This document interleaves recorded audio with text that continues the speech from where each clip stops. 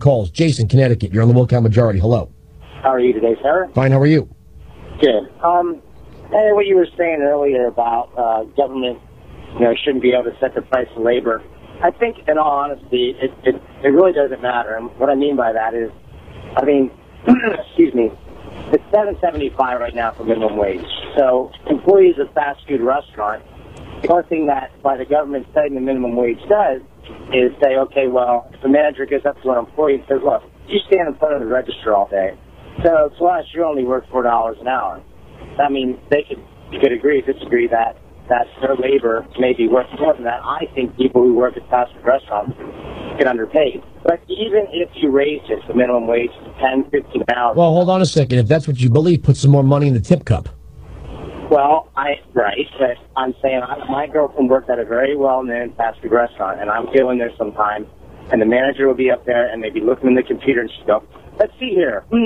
Oh, labor's down. They had a little percentage thing where they were, calculating how much revenue they got in the past couple hours as opposed to how many employees were there. And then they just send them home. You're going home. Oh, now you're going home. Oh, now you're going home. So even if they pay these people good money, they have this sort of like it's weird, like a labor report constantly. And then you mean when the government fixes the price of labor, businesses begin to figure out how much labor they can live without. Right. What a shock. You mean they're trying to avoid costs, unnecessary costs imposed by government? But what I don't think, McDonald's, Wendy's, all these big, they make millions and millions and millions and millions of dollars. I don't see why they're so concerned and worried about pinching pennies all the time. Because that's how they make millions of dollars, by not making stupid business decisions based on some emotional reaction.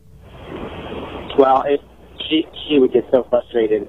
I mean, and they never, ever gave her 40 hours. It was always, 36, 37. Right, cost avoidance.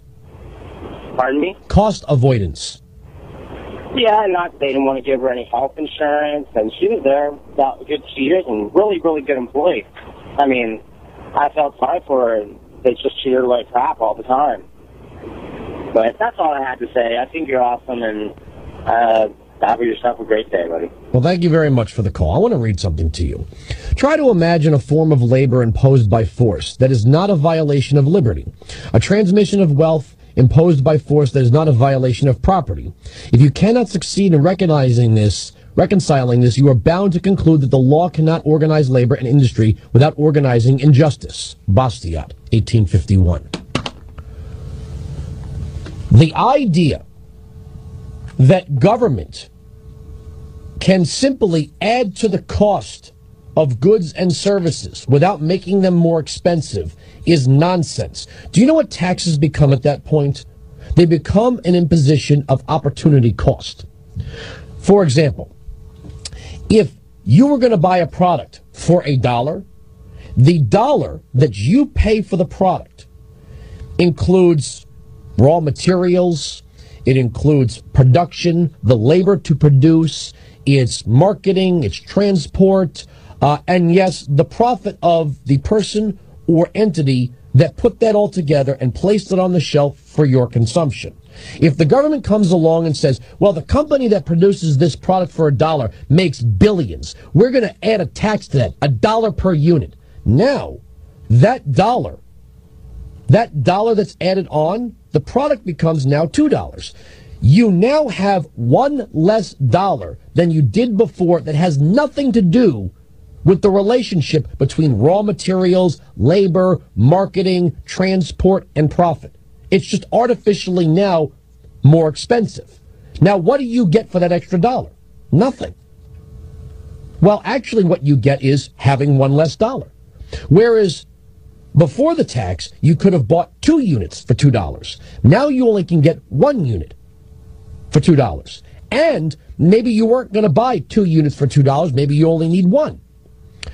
What happens then is now you have one less dollar to buy something else with. You've had opportunity costs imposed upon you by government. Why? Because Government doesn't like profit margins. Government doesn't like windfall profits. Government doesn't like the fact that there may be poverty in the society, and has decided that people that produce things that are worthy of purchase, they should offset that poverty and misery. But they don't. You do. You just now have less. When a tax is imposed and it isn't supporting the rightful place and functions of government as described in the Constitution, you just now have less money. And when somebody says, oh, but you can afford it. Really? Who decided that? No matter what you make. Who decided that you could afford something? It's funny. The same people who will tell you that at some income level you can afford to pay more have also decided that some people at some income level can't afford to pay anything. It's magic. Somebody has some artificial... There's a barometer someplace, some mercury-driven piece of equipment somewhere in a room in Washington, D.C., where they went, aha, those people can't afford to pay any taxes. Those people can afford to pay any taxes. Can't afford, can't afford, can't afford, can't afford. Now, break. And magically, based on politics, that barometer, that mercury-driven piece of equipment moves left, right, up, down, whichever way it needs to go to fit the politics of the day. Wish we had a weather machine like that, right? There would never be rain on the 4th of July, or Memorial Day, or Labor Day, or Veterans Day. And there would always be a white Christmas.